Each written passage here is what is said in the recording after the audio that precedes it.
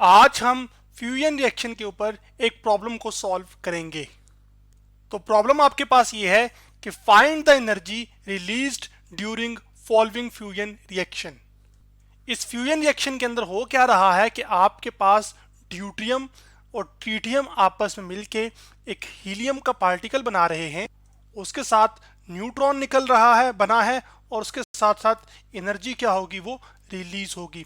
तो हमने ये बताना है कि इस फ्यूजन के अंदर कितनी एनर्जी रिलीज होगी।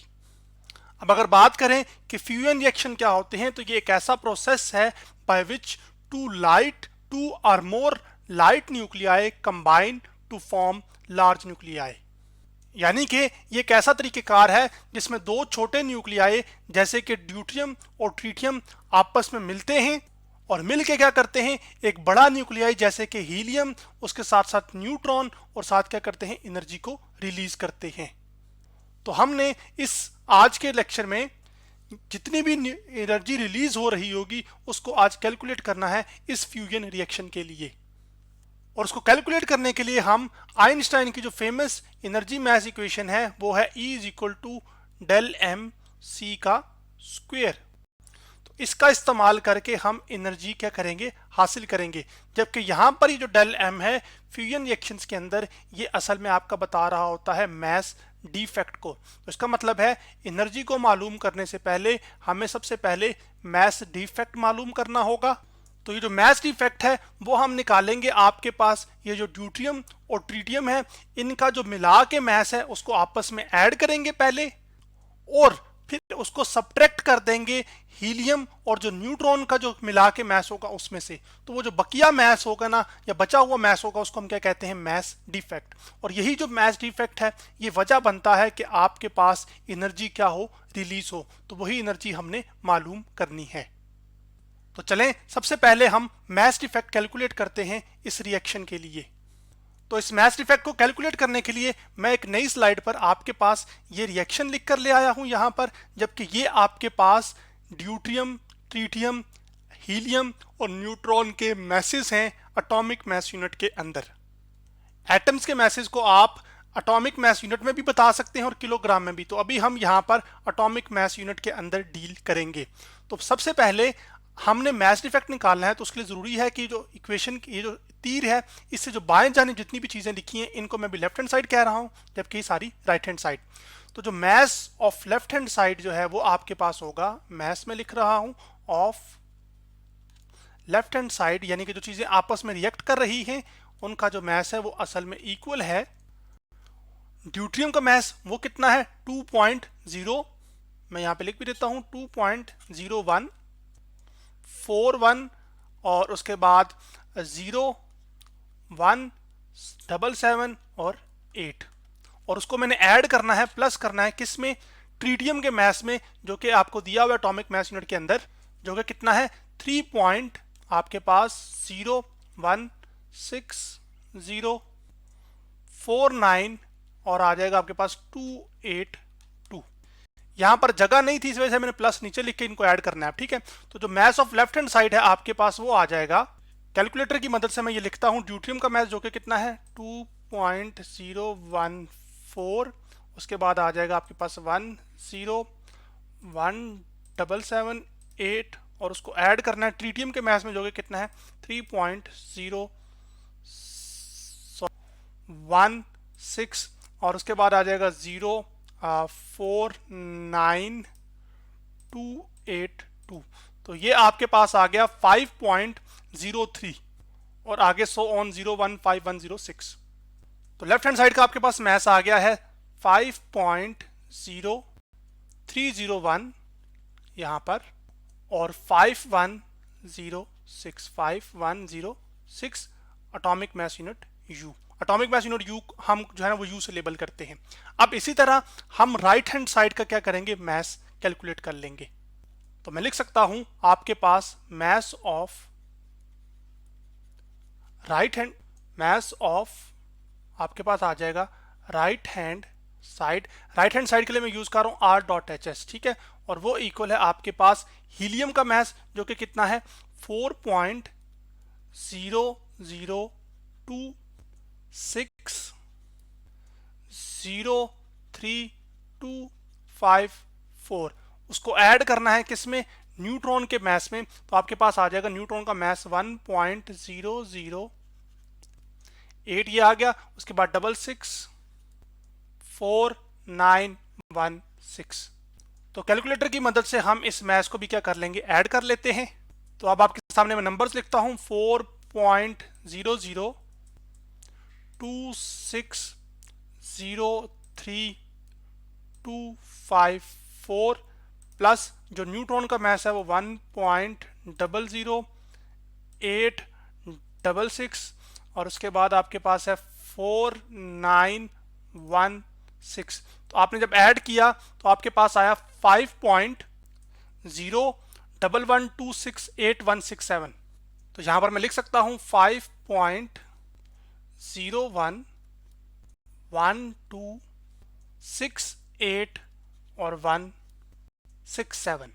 तो ये आपके पास एटॉमिक मास आ गया, आपके पास एटॉमिक मास यूनिट के अंदर राइट हैंड साइड का 5 पॉइंट ये चीज, ठीक है। अब हम निकालना चाहते हैं मास डिफेक्ट। तो मास डिफेक्ट मैंने क्या बताया था, वो किससे लेबल करना है हमने, डेल्टा एम से।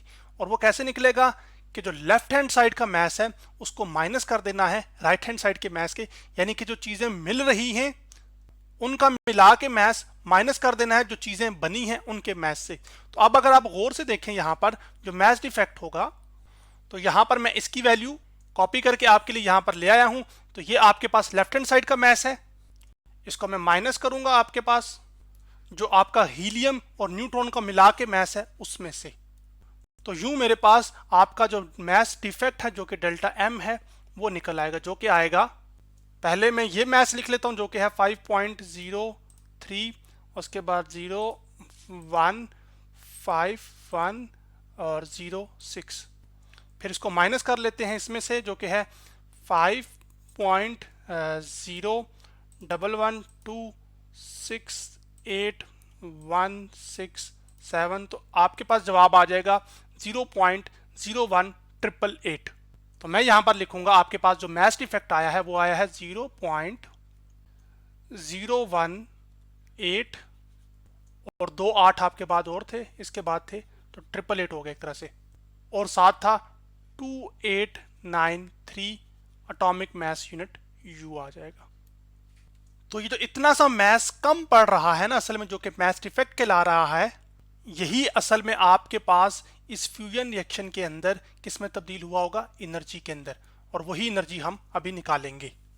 लेकिन उसको करने से पहले ये मास एटॉमिक मास यूनिट में लिखा हुआ है, तो आप ज़्यादातर ये करते हैं कि आप मास को किलोग्राम में करते होते हैं ना, तो हम क्या करेंगे, इस एटॉमिक मास यूनिट को किलोग्राम के अंदर तब्दील कर लेते हैं ताकि आपको पता लग जाए कि एटॉमिक मास जो है वो किलोग्राम के अंदर ये कितना कम पड़ रहा है, जो कि असल में तब्दील हुआ होगा फिर एनर्जी के अंदर। ये जो कम पड़ रहा है इससे मुराद मेरी ये है कि आपके पास ये जो नई चीज़ें बनी है ना, जैसे कि हीलियम और न्यूट्रॉन, इनका मिला के इतना मास कम है। तो इतना जो मास कम है वो किस में कंपनसेट होगा, एनर्जी के अंदर। तो एनर्जी हमने निकालनी है।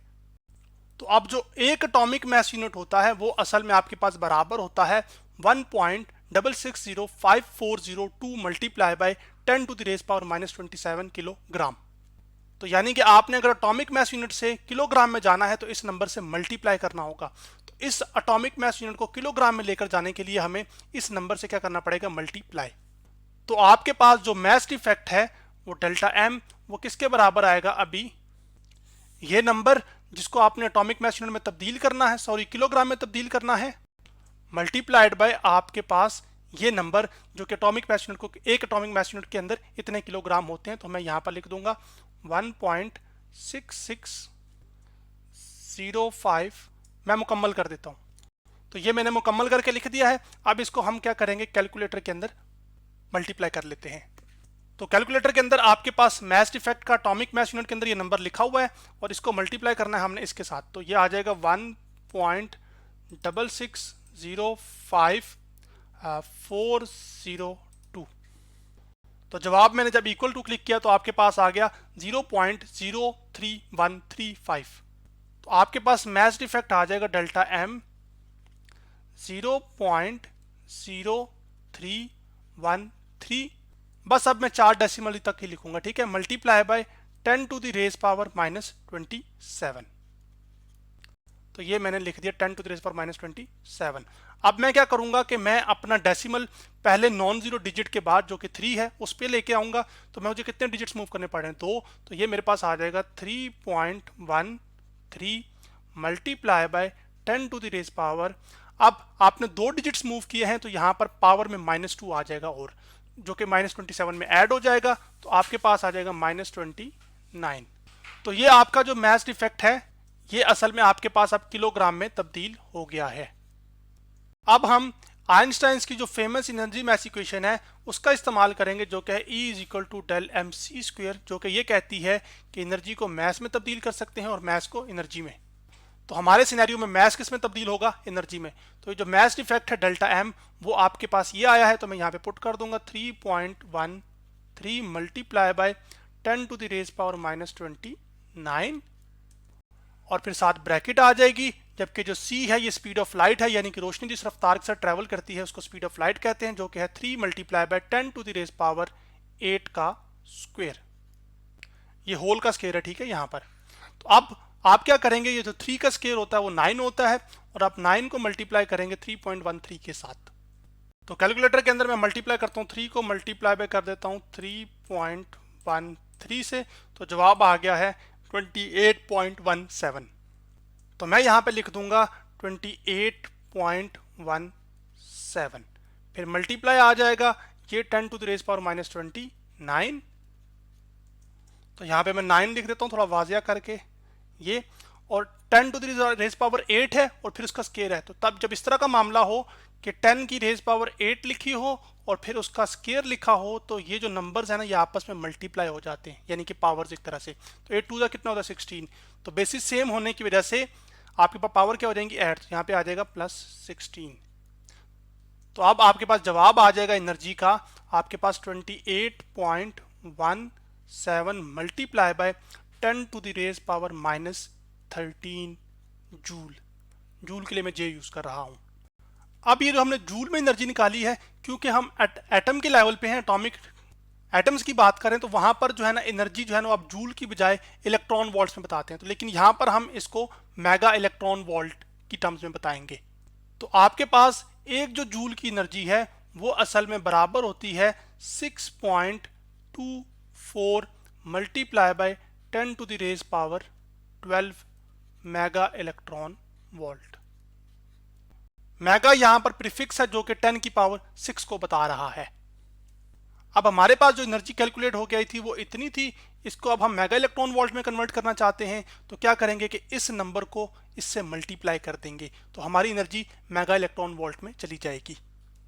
तो फिर E हमारा आ जाएगा E is equal to 28.17 multiply by 10 to the raise power -13, जो कि मैंने लिख दिया है। उसको मल्टीप्लाई कर लेंगे हम किससे, 6.24 multiply by 10 to the raise power 12 से, ताकि हमारी एनर्जी जूल से मेगा इलेक्ट्रॉन वोल्ट में जा सके। अब कैलकुलेटर की मदद से हम 28.17 को मल्टीप्लाई करेंगे 6.24 से। तो मैं यहाँ पे लिखूंगा 28.17 मल्टीप्लाई बाय 6.24, तो जवाब आ गया है 175.7। तो यहाँ पर मैं लिख दूंगा 175 पॉइंट, डेसिमल के बाद मैं एक नंबर लिख रहा हूँ 7 मल्टीप्लाई बाय, आपके पास आ जाएगा 10 to the raise power, basis इसकी और इसकी सेम है तो ये -13 है, ये +12 है, तो पावर्स आपस में ऐड हो जाती हैं। तो -13 + 12, -13 + 12 कितना होता है, -1। तो मैं यहाँ पर -13 + 12 की जगह क्या लिख सकता हूँ, -1, जो कि आपके सामने लिख दिया। तो E आपके पास आ जाएगा ये चीज। अब ये power 10 to the raise power -1 है, इसको नीचे जब जाऊंगा तो पावर पॉजिटिव हो जाएगी। तो आपके पास आ जाएगा, यहाँ पे एक लाइन लगाइए, 175.7 divide by 10 to the raise power 1, और 10 टू द रेज़ पावर 1 क्या होती है, 10 ही होती है। तो 1 यहाँ से फिर मैंने पावर में ख़त्म कर दिया। अब हम क्या करेंगे कि 175.7 को 10 पे डिवाइड करेंगे, तो कैलकुलेटर पे आ जाएगा 175.7 डिवाइडेड बाय 10, तो जवाब आ जाएगा आपके पास 17.57। तो मैं यहाँ पे लिख दूंगा 17.57, ये पॉइंट थोड़ा वाज़ेह कर रहा हूँ, और मेगा इलेक्ट्रॉन वोल्ट। तो ये आपके पास इस फ्यूजन रिएक्शन के अंदर जो हमने अभी दिखाया था आपको शुरू में प्रॉब्लम था कि इस फ्यूजन रिएक्शन के अंदर आपके पास 17.57 एनर्जी क्या हो रही होगी, वो mega electron volt energy release हो रही होगी जब ड्यूट्रियम और ट्रीटियम आपस में मिलके हीलियम और साथ क्या बनाएंगे, न्यूट्रॉन, और साथ एनर्जी क्या करेंगे, रिलीज करेंगे। तो आज हमने फ्यूजन रिएक्शन के ऊपर एक प्रॉब्लम को सॉल्व किया।